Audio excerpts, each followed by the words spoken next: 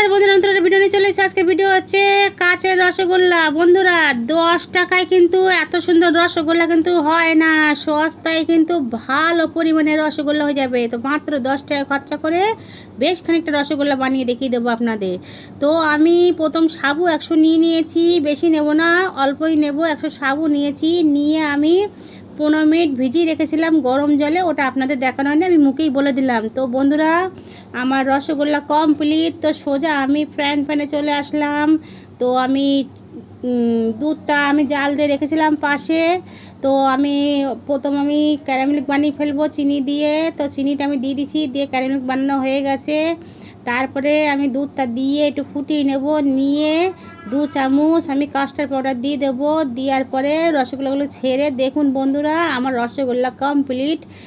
একবার খেলে কিন্তু বন্ধুরা খেতে বারবার ইচ্ছা করবে। তো খেতে হয়েছে দারুণ।